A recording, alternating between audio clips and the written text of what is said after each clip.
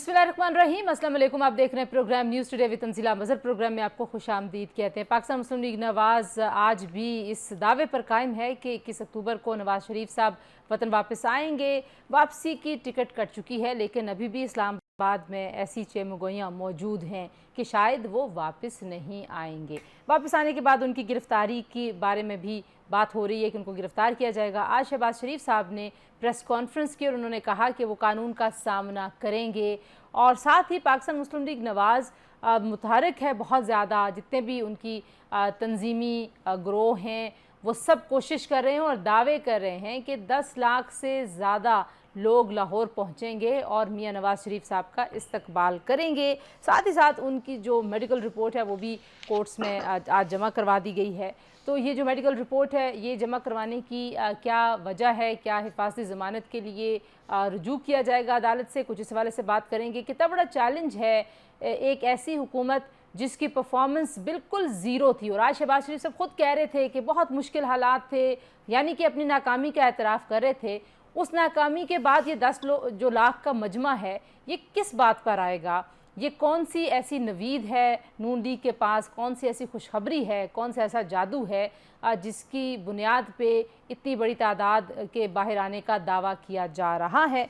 दूसरी जानिब उस्मान डार साहब जो मंजर आम पर आए और उन्होंने जो इल्ज़ामात लगाए खान साहब पर, वो कितने संगीन इल्ज़ामात हैं, और ये बहुत करीबी साथियों में से हैं खान साहब के, और ये कह रहे हैं कि मास्टरमाइंड जो है वो ख़ुद चेयरमैन पीटीआई ही थे और उन्होंने ही हिदायत जारी की थी कि फ़ौजी तनसीबात पर हमला करना है। तो ये खान साहब की मुश्किलात में, जो कानूनी मुश्किलात, उनमें कितना इजाफा हो सकता है। आज हमने देखा कि जो जेल के अंदर के मामलात हैं उस पर बार बार बात होती रही है, और बुशरा बीबी साहिबा ये कह रही हैं कि उनको जहर दिया जा सकता है अडयाला जेल में। इससे पहले भी वो इस तरह की बात कर चुकी हैं कि उनकी जान को ख़तरा है, और उनकी फ़ैमिली बारहा ये बात कर रही है।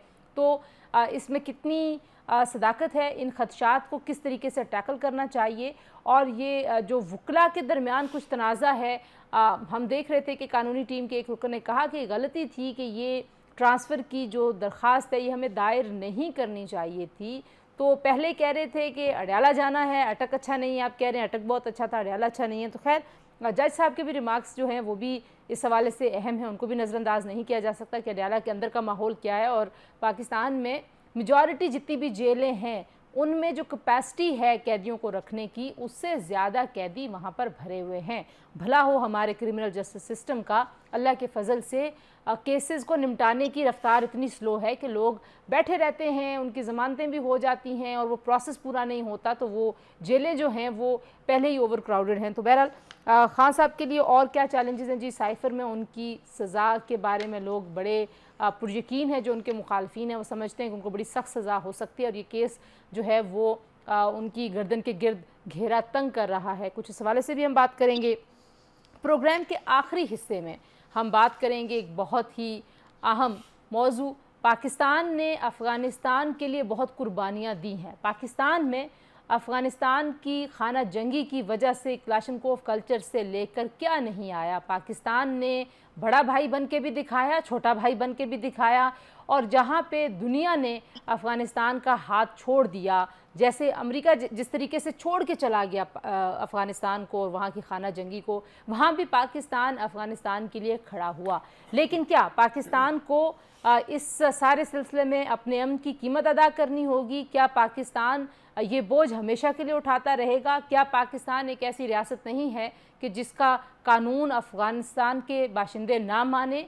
ये इतनी सॉफ्ट स्टेट है कि कोई भी यहाँ पे रह रहा है, जराइम में मुलव्वस है, और उसको पूछा ना जाए। तो पाकिस्तान ने बिल आखिर ये फ़ैसला किया है कि अब इनको पूछा जाएगा। जो गैर कानूनी मुकीम अफ़गान बाशिंदे पाकिस्तान में हैं उनको इनखला की डेडलाइन दे दी गई है, उस पर अमल दरामद भी शुरू हो गया है। लेकिन इसके पीछे कुछ चैलेंजेस भी हैं। आने वाले दिनों में पाकिस्तान को कुछ प्रेशर का सामना भी हो सकता है। तो हम आखिरी हिस्से में कुछ इस हवाले से बात करेंगे। इस्लामाबाद स्टूडियोज़ में मेरे साथ मौजूद हैं जी शेर अफजल मरवत साहब, जो कि वकील हैं खान साहब के, बहुत सारे केसेस में उनकी नुमाइंदगी करते हैं। अली गौहर बलोच साहब हमें ज्वाइन करें फैसलाबाद से, पाकिस्तान मुस्लिम लीग नवाज़ के सीनियर रहनुमा हैं। बहुत शुक्रिया गौहर साहब। पहले तो गौहर साहब आपकी तरफ आती हूँ। जैसे मैंने कहा कि आप लोग तो कह रहे हैं कि वापसी की टिकट कट चुकी है, तैयारी हो रही है, रैलियाँ हैं, حمزہ شہباز, مریم نواز, شہباز صاحب سبھی متحرک ہیں ان کے استقبال کے لیے, لیکن اسلام آباد میں کہیں کہیں لوگ یہ دعویٰ کرتے ہیں کہ میاں صاحب واپس نہیں آئیں گے. آپ کے سامنے بھی کسی نے کہا کہ نہیں آئیں گے. بسم اللہ الرحمن الرحیم.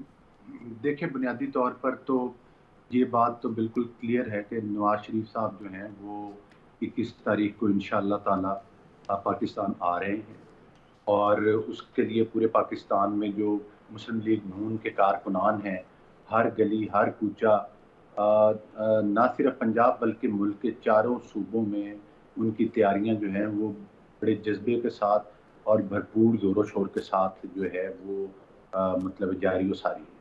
اور آپ دیکھ لیں, بلوچستان میں دیکھ لیں, کشمیر میں دیکھ لیں, گلگت بلتستان میں دیکھ لیں, میں ہمارے سوشل میڈیا کے اوپر, الیکٹرانک میڈیا کے اوپر وہ تمام جو جوش و خروش ہے اور وہ جو تیاریاں ہیں اس کا مکمل. لیکن علی گور صاحب, اسی تیاری کے ساتھ ساتھ وہاں پہ جو ان کے معالج ہیں وہ کہہ رہے ہیں کہ سفر کرنے سے طبیعت خراب ہو سکتی ہے, تو کیا کوئی ابھی بھی آپ کو لگتا ہے کہ پلان میں تبدیلی ہو سکتی ہے؟ کیونکہ کئی تاریخیں آپ لوگوں نے پہلے بھی دی ہیں. دیکھیں, اللہ تعالیٰ میاں صاحب کو صحت تندرستی دے, اور ظاہر ہے کہ معالج نے تو وہی لکھ کے دینا ہے جو ان کی صحت کو لاحق مسائل ہیں. وہ ظاہر ہے ان کا بائی پاس آپریشن ہو چکا ہے, ان کی دوبارہ اینجیو پلاسٹی اور اینجیوگرافی ہوئی ہے, تو ظاہر ہے معالج نے تو اپنے پوائنٹ آف ویو سے لکھنا ہے. لیکن شہباز شریف صاحب نے آج بھی وضاحت کر دی ہے, جس طرح سے کہ یہ کہا جاتا رہا کہ بھائی یہ اسمبلیاں جو ہیں ان کی مدت آگے بڑھائی جا رہی ہے, جس طرح سے یہ کہا جاتا رہا کہ بھائی جو ہے مطلب ہے کہ یہی حکومت 1 سال آگے چلے گی, اسی طرح سے مختلف قسم کے پروپیگنڈا چلائے جاتے رہے ہیں. لیکن میں سمجھتا ہوں کہ نواز شریف صاحب واپس آ رہے ہیں اور وہ آ کر مسلم لیگ نون کی کیمپین کو لیڈ کریں گے.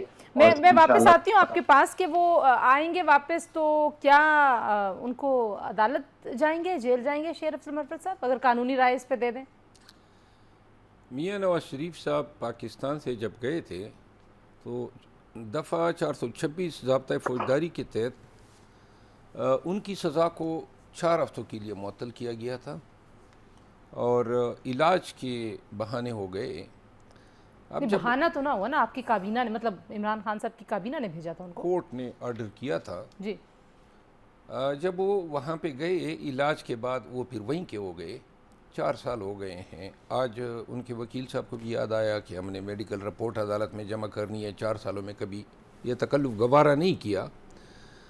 بہرحال جہاں تک قانون کا تعلق ہے, اگر میاں صاحب جو ہیں وہ پہلی دفعہ ضمانت کرانے آ رہے ہوتے تو اس میں پروٹیکٹیو بیل دی جا سکتی ہے, چونکہ یہ کیس جو ہیں وہ کنوکشن کا ہے اور اس میں اپیل خارج ہو چکی ہے, تو لہٰذا پاکستان میں ابھی تک کوئی ایسی نظیر نہیں ملتی ہے کہ 426 کے تحت گیا ہوا شخص جب واپس آ رہا ہو اور بانڈ کے وہ ٹرمز توڑ کے اور سزا جو ہیں اس کی اپیل خارج ہو تو اس کے لیے کوئی کسی بھی اسکیم آف لا میں کوئی پروٹیکشن موجود ہو. میں ذاتی طور پر یہ سمجھتا ہوں کہ شاید ان کے وکلاء صاحبان کانسٹیٹیوشنل ریٹ پٹیشن دائر کریں گے, لیکن ہمارے لیے, لیگل فریٹرنٹی کے لیے اور قانون کے لیے یہ ایک نیا قانون ہوگا اگر ان کو پروٹیکشن دی جاتی ہے اور گرفتار نہیں کیا جاتا. وہ نیب کو مطلوب نہیں ہے, سرکار کو مطلوب نہیں ہے اور پولیس کو مطلوب نہیں ہے, وہ مطلوب ہے اسلام آباد ہائی کورٹ کو. ٹھیک ہے, تو لہٰذا انہوں نے اپنی گلو خلاصی ہائی کورٹ سے کرانی ہے. تو اگر جا کے وہ پیش ہو جاتے ہیں اور اپنی ریزن دیتے ہیں کہ میں کیوں نہیں آیا, تو پھر آپ سمجھتے ہیں کہ عدالت کی ڈسکریشن ہے کہ وہ ان کو, ہاں عدالت کی ثواب دی دیں. اگر عدالت سمجھتی ہیں کہ یہ ان کو چھوڑ دیں تو چھوڑ سکتے ہیں. علی گور صاحب, اسلام آباد ہائی کورٹ نے ظاہر ہے ان کو بلانے کے لیے کئی بار ان کے وارنٹ سمن بہت کچھ کیا, پھر انہوں نے اس معاملے کو, آپ کو پتہ ہی ہے کہ وہ کس نہج پہ چلا گیا, تو اب وہ اسلام آباد کیوں نہیں لینڈ کریں گے, سیدھے لاہور کیوں آئیں گے, یا لاہور سے جلسہ لے کے اسلام آباد ہائی کورٹ آئیں گے؟ نہیں دیکھیں, چونکہ نواز شریف صاحب کا گھر جو ہے وہ لاہور میں ہے, اور آپ کو پتہ ہے کہ جو لاہور ہے وہ ہمارا صوبائی کیپٹل بھی ہے, اور ظاہر ہے کہ یہ تو نواز شریف صاحب نے بالکل, میں سمجھتا ہوں کہ یہ عوام کے اور مسلم لیگ کے کارکنان کے مطالبے پر انہوں نے یہ فیصلہ کیا کہ وہ لاہور تشریف لے کر. دوسری بات یہ ہے کہ اس دن وہ مینار پاکستان پر, چونکہ مینار پاکستان کی ہمارے ملک میں ایک بڑی اہمیت ہے, اور انہوں نے ہماری پارٹی نے یہ فیصلہ کیا ہے کہ نواز شریف صاحب کارکنان سے جو خطاب ہے اور پاکستان کی عوام سے وہ مینار پاکستان کے مقام. لیکن ابھی تک جو آپ لوگوں نے جلسے کیے ہیں ایسی بھی خبریں ہمیں مل رہی ہیں کہ میاں صاحب کو بہت زیادہ خوش نہیں ہیں، اس وجہ سے اب حمزہ شہباز صاحب کو بھی ایکٹیویٹ کیا گیا ہے، تو اس میں کوئی صداقت ہے کہ نہیں آپ لوگ اتنے بڑے کراؤڈ کو پل کرنے کی پوزیشن میں نظر آ رہے ہیں میاں صاحب کو؟ دیکھیں میں تو یہ سمجھتا ہوں جو کہ میں ایک پولیٹیکل ورکر ہوں اور گراس روٹ لیول پر ہمارا ہر وقت رابطہ ہوتا ہے. اس وقت میری اپنی کنسٹیچوئنسی میں کوئی دن ایسا نہیں ہے کہ جس دن ہم کسی نہ کسی جگہ پر میاں نواز شریف صاحب کی آمد کے سلسلہ میں کوئی تقریب نہیں ہو رہی ہوتی، کوئی جلسہ نہیں ہو رہا ہوتا، کوئی فنکشن نہیں ہو رہا ہوتا. عوام اور کارکنان میں بڑا جوش و خروش ہے اور عوام بڑی بےتابی کے ساتھ جو ہے وہ ان کے استقبال کی تیاریاں کر رہے ہیں. تو میں تو یہ سوچ رہا تھا کہ جو راستے لاہور کی طرف جاتے ہیں، جتنا بڑا کراؤڈ، جس طرح سے عوام لاہور ان کے استقبال کے لیے جا رہی ہے، تو یہ مطلب ہے کہ یہ بڑا مینیج کرنا پڑے گا کہ اتنے بڑے کراؤڈ کو مینار پاکستان میں ظاہر ہے اس دن ٹریفک کا بڑا فلو ہوگا، یہ مسائل ہوں گے. تو اس میں تو کوئی دوسری رائے نہیں ہے. 10 لاکھ تو میرا خیال ہے کم ہے. یہ جس طرح اچھا آپ کہہ رہے ہیں 10 لاکھ سے زیادہ لوگ ہیں. ٹھیک ہو گیا، زیادہ لوگ چلیں طور پر زیادہ ہو سکتے. چلیں بس 21 بھی آ جائے گی، ہم 10 لاکھ بھی دیکھ لیں گے. لیکن شیر افضل منور صاحب ایک تو یہ بتائیے، پہلے تو یہ بتائیے کہ آپ کے اوپر بھی ایک مقدمہ ہے، تو آپ کے بارے میں بھی، کیونکہ میں رومرز کی بات اور چمگائیوں کی بات کر رہی ہوں، ان کے ساتھ بھی آپ سے بھی پوچھ لوں. آپ کے بارے میں بھی کہا جا رہا ہے کہ آپ ملک چھوڑ کے جانے والے ہیں آپ ملک کے. ابھی تو آپ میرے اسٹوڈیو سے بیٹھے ہوئے. نہیں، وہ مقدمہ آج ختم ہو گیا. اچھا ختم وہ تو آج میری ضمانت کنفرم ہوئی، فی الوقت تو ختم ہوا. لیکن ملک چھوڑنے والے جو ہیں وہ ہم نہیں ہیں. ہم نے جو جس کاز کے لیے اٹھے ہیں وہ ہے رول آف لا کی حکمرانی. اور کیوں چھوڑیں، کن کو چھوڑیں؟ یہ ہمارا ملک ہے. کسی کی کیا مجال کہ ہمیں جو ہیں یہ کہیں کہ جی آپ ملک چھوڑیں. یہ ملک ہمارا ہے. جو ملک چھوڑ کے بھاگتے ہیں اس قبیل میں نہیں ہم. اور انشاءاللہ اس ملک میں جمہوریت، رول آف لا، قانون کی حکمرانی، اسی کی جس کے لیے ہم سٹرگل کر رہے ہیں. میں تو ایک ہفتے کے لیے جا رہا تھا، ہر سال جاتا ہوں، 2-3 دفعہ جاتا ہوں. لیکن جب سے یہ پی ڈی ایم کی حکومت آئی، مقدمات میں کچھ اس طرح ہم پھنس گئے، پاکستان تحریک انصاف کی تمام لیڈرشپ، کہ فرصت ہی نہیں ملی. اور میرا آدھا خاندان وہاں پہ ہے، تو لہذا ان کے ساتھ جو ہے آمد و رفت یہ روٹین رہتی ہے.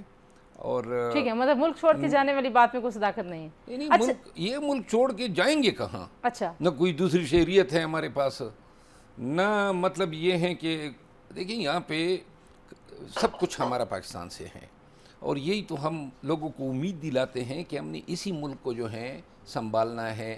جو چیزیں بگڑ گئی ہیں ان کو جو ہے اصلاح پہ لانا ہے. اچھا آپ مجھے دوسری بات یہ بتائیے کہ آپ کے جو وکلا کی ساری ٹیم ہے پاکستان تحریک انصاف کی، آپ کیوں شک کرتے ہیں کہ کوئی جو ہے وہ ٹاؤٹ ہے، کوئی ایجنٹ ہے؟ آپ نے کافی اظہار بھی کیا، پھر آپ نے کہا آپ کی جان کو بھی خطرہ ہے، تو یہ کہانی کیا ہے؟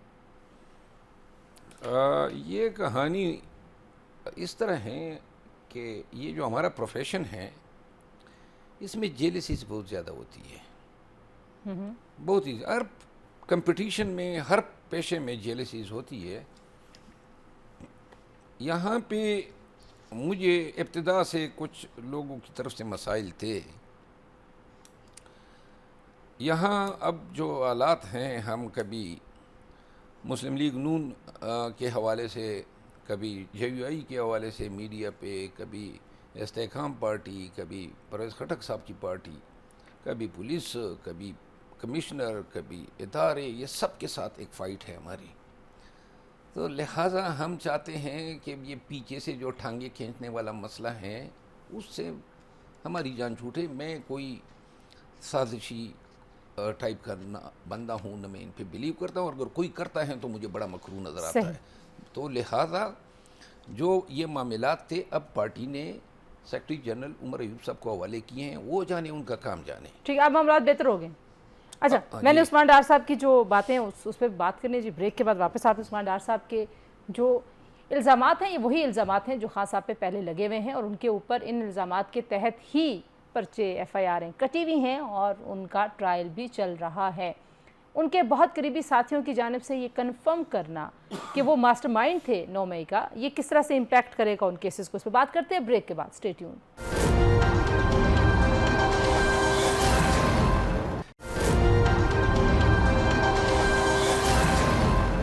پروگرام میں ایک بار پھر آپ کو خوش آمدید کہتے ہیں. علی گور بلوچ صاحب، یہ جو عثمان ڈار صاحب نے باتیں کی، ظاہر ہے یہی الزامات یہی الزامات ادارے اور یہی الزامات ان ایف آئی آروں میں ہیں خان صاحب کے خلاف، لیکن ان کے قریبی ساتھیوں کی جانب سے یہ باتیں، ان کی تصدیق ہونا کیا مہر ثابت کرتا ہے خان صاحب کے خلاف کہ یہ سب چیزیں سچی ہیں؟ تنزیلہ دیکھیں، صورتحال یہ ہے کہ یہ وہی چیزیں اب الٹیمیٹلی یہ نظام قدرت ہے کہ سچ اور جھوٹ کا چہرہ جو ہے وہ اسی دنیا میں ایکسپوز ہو جاتا ہے.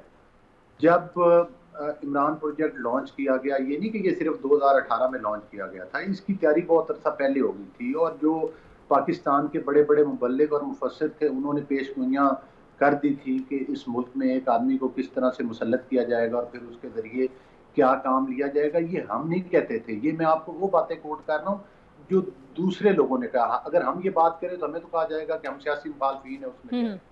لیکن جو 9 مئی کے واقعات ہوئے اور اس میں جس طرح سے کہ شہداء کے مجسموں کو جلایا گیا، جس طرح سے قائد اعظم ہاؤس میں آگ لگائی گئی، جس طرح سے موٹر ویز کو جلایا گیا، جس طرح سے عدالتوں اور پولیس کی چوکیوں کو جلایا گیا، جس طرح سے شہداء کی یادگاروں کو توڑا گیا، تو میرا خیال ہے کہ پاکستان کے بدترین دشمنوں نے اور دہشت گردوں نے بھی یہ کام نہیں کیا جو چیئرمین پی ٹی آئی نے اپنے چند لوگوں کے ذریعے یا گنڈوں کے ذریعے وہ کام کروایا. اب ان کی پارٹی کے اندر سے وہ لوگ جو ان کے دستے راست ہیں، جو لوگ ان کارروائیوں میں ملوث تھے، جنہوں نے براہ راست ان کے کہنے پر یہ کام کیے ہیں، لیکن وہ لوگ اتنا عرصہ غائب تھے، وہ لوگ جو ہیں وہ گرفتار تھے، پھر مسنگ پرسن ہو گئے، اس کے بعد اب سامنے آتے اس طرح کی باتیں کہنا کوئی کریڈیبلٹی ہے؟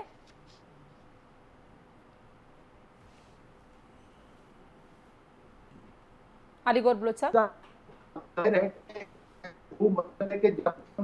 کہ اس کا تعین تو عدالتیں کریں گی، لیکن جو لوگ اس قسم کے دہشت گردانہ کارروائیوں میں خود بھی ملوث تھے اور وہ ان میٹنگ میں بیٹھتے تھے اور انہوں نے وہ تمام چیزیں سنی تھی، وہ دائرے روپوش ہوئے تھے. ان کو پتہ ہے کہ انہوں نے دہشت گردی کی ہے، ان کو پتہ ہے کہ یہ سیاسی پارٹی اس طرح کے کام نہیں کرتی. انہوں نے اچھا، یہ بہت انٹرسٹنگ بات آپ کر رہے ہیں. آپ کہہ رہے ہیں کہ ان کو پتا تھا کہ جو انہوں نے کیا وہ غیر قانونی تھا. مروت صاحب، آپ کیسے دیکھتے ہیں عثمان ڈار صاحب کے انکشافات کہا جائے، الزامات کہا جائے؟ یہ بات کرنا کہ جو عثمان ڈار آئے ایک صحافی کے گھر گئے اور وہاں پہ انہوں نے اپنے سارے جرائم کا اقرار کرتے ہوئے سارا ملبہ چیئرمین پی ٹی آئی پہ تھوپ دیا، یہ شرم کا مقام ہے پاکستان کے لیے اور پاکستان کے قانونی نظام کے لیے. 25 ایام قبل ایک شخص اغوا ہوتا ہے، اب سے بے جا یا محبوس رکھا جاتا ہے، ٹارچر ہوتا ہے، لا کے کسی صحافی کے گھر لے جایا جاتا ہے، اور پھر وہ جناب علی آل آف اے سڈن، جبکہ اس کا خاندان فائٹ کر رہا ہے، اس کی ماں کے ویلاگز آ چکے ہیں، اس سے پہلے بھی ان کے گھر پہ بدرجہ چھاپے پڑے، اور یہ واضح تھا کہ وہ چیئرمین پی ٹی آئی کے ساتھ استقامت کے ساتھ کھڑا تھا. میں آپ کو قانونی ویلیڈیٹی اس بیان کی بتا دوں. یہ بڑی کوشش ہوئی، دیکھیں پہلا تو سوالیہ نشان بنتا ہے تمام اداروں کی کارکردگی پہ. اگر 22 مقامات پہ آرمی انسٹالیشن پہ اٹیک ہوئے ہیں 9 مئی کو، اور یہ تمام چیز پلان ہوتی ہیں، ہزاروں لوگ اس میں انوالو ہیں، یہ 10 آدمیوں کا کام نہیں ہے، نہ 100 کا ہے نہ 1000 کا ہے، ہزاروں لوگ اس میں انوالو ہیں اور کسی کو کان و کان خبر نہیں ہوتی ہے. کہاں گیا جی آپ کا سیکیورٹی نظام، آپ کا انٹیلیجنس نظام؟ آپ اتنی بڑی چیز جو ہے مس کر گئے. نمبر 1. نمبر 2، ہوا نا 9 مئی کو جو ہوا، 9 مئی کو جو ہوا، یہ 9 مئی کا جو واقعہ ہے یہ دہشت گردی تو پاکستان تحریک انصاف کے خلاف ہوئی ہے. 25 ورکر پاکستان تحریک انصاف کے اس میں شہید ہوئے ہیں، 100 کو گولیاں لگی ہیں، 4 تاحیات معذور ہو چکے ہیں. 9 مئی کے واقعات سے پاکستان تحریک انصاف کو کیا فائدہ ہوا؟ کوئی بتا سکتا ہے؟ 9 مئی کو جواز بنا کے نون لیگ کے لیے راہ ہموار کی جا رہی ہیں کہ کسی طرح بھی اس پارٹی کو اٹھنے نہ دیا جائے اور الیکشن میں جو ہیں یہ کوئی کنٹیسٹ ہی نہ لیکن ہو. اچھا میں 9 آپ کو عرض مئی کروں ایک دن میں تو نہیں ہوا نا 9 مئی. خان صاحب مسلسل ایک ادارے کو ٹارگٹ کر رہے تھے, اس ادارے کے ساتھ وہ بالکل ٹھیک تھے جب تک وہ خود اقتدار میں تھے, اس ادارے کے سربراہ کو وہ تاحیات ایکسٹینشن دینے کے لیے بھی راضی تھے, وہ سارا کچھ کرنے کے لیے راضی تھے, اور اچانک پھر جب اقتدار سے نکلے تو ان کی دشمنی ہو گئی. یہ تو ایک بیک گراؤنڈ تو ہے نا, بالکل آئسولیشن میں تو ہم 9 مئی کو نہیں دیکھ سکتے, یا دیکھ سکتے ہیں. جو عداوت تھی یا جو مخاصمت تھی وہ تو سابق آرمی چیف کے ساتھ تھی اس وقت تک. تو جس دن موجودہ اپوائنٹ ہو رہا تھا اس دن بھی تو دھرنا لے کے آگے تھے. نہیں, وہ تو یہی تو بیسیکلی غلط فہمیاں ہیں جو پیدا کی گئی ہے. اب یہ دور ہونے کے کوئی چانسز ہیں؟ جی اس پہ میں آپ کو عرض کر دوں. پہلی بات تو یہ ہے کہ عثمان ڈار اکلوتا آدمی تو نہیں ہے نا. کتنے عثمان ڈار جیسے لوگوں کو لایا گیا, پریس کانفرنسز کرائے گئے, اور ملک میں دن دہاڑے تمام عدالتوں کے ہوتی ہوئے یہ سلسلہ چل رہا ہے جو انتہائی معیوب اور شرمناک ہے. نمبر 1. نمبر 2 بات یہ ہے کہ اس بیان کی کیا اوقت ہے. 9 مئی کے واقعات عمران خان نے کہا تھا کہ مجھے اس انداز سے گرفتار کر لو ہائی کورٹ میں تاکہ لوگ جو ہیں مشتعل ہو جائے, اور پھر جناب علی پھر آپ کہتے ہیں کہ جی ان کو کیا علم نجوم تھا کہ جی 9 مئی کو آپ یہ کریں گے. ہمارے فرشتوں کو ہی علم نہیں تھا کہ خان صاحب کے ساتھ اس طرح رویہ برتا جائے گا. تو لہٰذا 9 مئی کے تانے بانے یہ وقت آئے گا. ابھی میں آن ریکارڈ کہہ رہا ہوں کہ 9 مئی کے حوالے سے ہم نے التجائے کی ہیں کہ اس کی جوڈیشل پراپ کر دیں. پاکستان تحریک انصاف اگر اس میں موردی الزام ٹھہرائی جاتی ہے, یہ پولیس FIA یہ تو سارے سٹوجز ہیں. تو علی گور بلوچ صاحب, وہ تو مروت صاحب تو کہتے ہیں کہ وہ تو دہشت گردی جو ہے وہ PTI کے خلاف ہوئی تھی. دوسرا مجھے سائفر کے معاملات پہ بھی بتا دیجئے کہ سائفر کے حوالے سے بھی ظاہر ہے آپ لوگوں کی جو PDM کی حکومت تھی اس نے اس پہ بڑا کلیئر سٹانس لیا, اور پاکستان مسلم لیگ نواز کے وزیر داخلہ بھی آپ کے تھے, خارجہ بھی آپ کے تھے, آپ کی جماعت کے, تو آپ لوگوں نے کافی اس کے اوپر بات چیت کی ہے. اب لگ رہا ہے کہ جلد فیصلہ ہو جائے گا. آپ کو لگتا ہے کہ یہ ایک پریسیڈنٹ سیٹ ہوگا اس طرح کے آفیشیل سیکریٹس کو لیک کرنے یا ان کو استعمال کرنے کا؟ جی بالکل ظاہر ہے کہ سائفر کا معاملہ جو سائفر کے حقائق تھے وہ تو اسی وقت ہی ایکسپوز ہو گئے تھے. اور جس وقت آپ کو پتہ ہے کہ وہ ایک میٹنگ ہوئی تھی جس میں تمام وہ سیکورٹی کونسل کی جو ہوتی ہے اس میں بھی پتہ چل گیا تھا کہ وہ انہوں نے کیا ڈرامہ رچایا, کیا ڈھونگ رچایا, اس کی آڈیو ویڈیوز بھی سامنے آ گئی. بہرحال یہ انہوں نے ایک سنگین جرم کیا, تو ظاہر ہے معاملہ عدالت میں ہے. اب عدالت نے فیصلہ کرنا ہے, اس پر فیصلہ آنے سے پہلے مزید تبصرے مناسب نہیں ہے.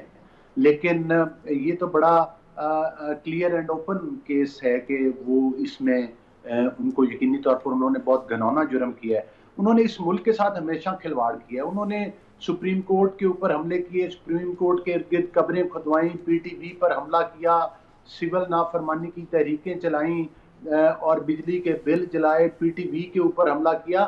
تو یہ ان کا ماضی تو اس قسم کے واقعات سے بھرا پڑا ہے. ابھی بات ذکر ہو رہا تھا جو 9 مئی کے واقعات ہیں, آپ نے دیکھا کہ 9 مئی کو جب ہائی کورٹ میں پیشی کے لیے جا رہے تھے اس سے پہلے ایک پورا ماحول بنایا گیا تھا کہ خان صاحب ایک ریڈ لائن ہے, جو ریڈ لائن کو کراس کرے گا تو ہم یہ کر دیں گے اور وہ کر دیں گے. اور جاتی دفعہ چیئرمین PTI نے ایک ویڈیو میسج ریکارڈ کروایا. وہ ویڈیو میسج ضرور اپنے آج کے اس پروگرام میں آپ چلائیں کہ وہ اس وقت دھمکی کیا دے رہے تھے کہ اگر مجھے گرفتار کیا گیا تو پھر میں بھی تیار ہوں. آپ دیکھیں کہ آپ کے ساتھ ہوتا کیا ہے, وہ دھمکی کس کو دے رہے تھے. اچھا مجھے آخر میں ذرا شیر مروت صاحب سے پوچھنے دیں. افضل صاحب, جو کچھ ان کی پارٹی کے لوگوں نے, جو کچھ ان کی پارٹی کے لوگ اب آ کر بیان کر رہے ہیں, عقائد سے پردہ اٹھا رہے ہیں, یہی لوگ لگتا ہے کہ کل کو عدالتوں میں جا کر ان کے خلاف گواہ بھی بنیں. ٹھیک ہے علی گور صاحب, آخر میں مجھے ذرا پانی کا پانی ہو جائے گا.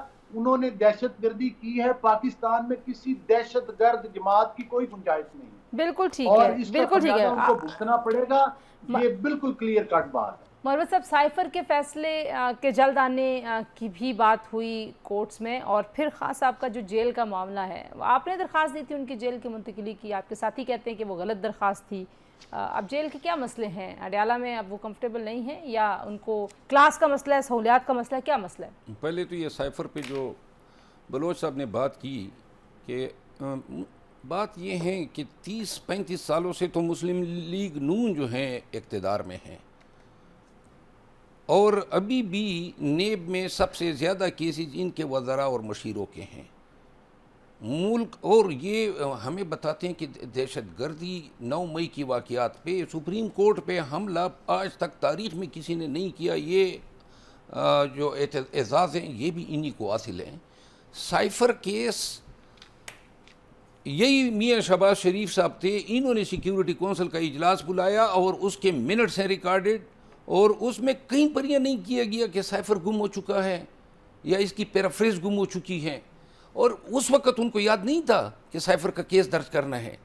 سائفر کا کیس 9 مئی کے بعد ان کو یاد آ گیا کہ جی یہ تو 2022 اپریل 2022 میں میاں شہباز شریف صاحب نے اجلاس بلایا تھا. جون 2023 میں یہ انکوائری شروع ہوتی ہے. تو سائفر کیا ہے؟ ڈونلڈ لو کا بیان ہے باجوہ صاحب کے لیے کہ جی آپ نے ان کی حکومت کو چلتا کرنا ہے. پروجیکٹ شہباز شریف لانچ ہوتا ہے, باپ جاتی ہیں, ایم کیو ایم جاتے ہیں, آزاد جاتے ہیں, ٹرائبل ایریا کے ایم این ایز جاتے ہیں, اور اچانک شہباز شریف جس پہ فرد جرم عائد ہونی تھی وہ وزیر اعظم پاکستان بن جاتا ہے. یہ پروجیکٹ نہیں تھا, کنہوں نے بنایا ان کو؟ یعنی یہ سارے ان پہ خود ہی مر مٹے اور قربان ہونے کو تیار ہو گئے ایم کیو ایم. اور یہ اچھا میرے پاس کیونکہ وقت کم ہے, مجھے جیل کا بتا دیں جلدی سے کہ جیل میں اب مسئلہ ہے آپ لوگوں کو کیا؟ دیکھیں کوئی مسئلہ نہیں ہے. ہمارے کسی لیگل ٹیم کے کسی وکیل نے ایسا یہ خان صاحب کی ہدایات کے تحت ہی یہ ریٹ پٹیشن دائر ہوئی تھی. آج بھی چیف جسٹس صاحب نے مجھ سے پوچھا اور میں نے ان کو بتایا, انہوں نے کہا یہ بیان آیا ہے تو وہ ہمارے کسی رانجھا صاحب نے دیا. رانجھا صاحب جو ہیں وہ ان میں سے ہمارے بڑے عزیز ہیں, لیکن رانجھا صاحب ان معاملات میں نہیں تھے, تو لہذا ان کا اگر بیان ہے تو میرا خیال ہے کہ وہ افیشل بیان میٹر کرتا ہے یا خان کا یا میرا, کیونکہ میں اس میں پرنسپل لائر تھا اور میں نے وہ کیس فائل کیا تھا ان کی. اور خان صاحب کی ہدایت کے اوپر obviously خان صاحب کی ہدایت پہ. خان صاحب دیکھیں آج چیف صاحب کو بھی میں نے بتایا, فرق صرف اتنا ہے, ہماری امید یہ تھی کہ ہم جب اڈیالہ آئیں گے تو کوئی بہتر کلاس ملے گی, کیونکہ فارمر پرائم منسٹر ہیں جو میاں نواز شریف صاحب کو ملی ہوئی تھی. انہوں نے ہمیں کوئی بہتر کلاس تو نہیں دی, الٹا جو تھا ہمیں وہاں پہ واکنگ سپیس ملتا تھا, یہاں پہ واکنگ سپیس غائب ہو گیا. تو خان صاحب اس سے جو ہیں تھوڑے سے دقت فیل کر رہے ہیں. بہت شکریہ شیر افضل مروت صاحب, علی گور بلوچ صاحب جی, آپ نے گفتگو سنی. بریک لیتے ہیں, بریک کے بعد واپس آئیں گے, بات کریں گے افغان مہاجرین کی واپسی کے حوالے سے. Stay tuned.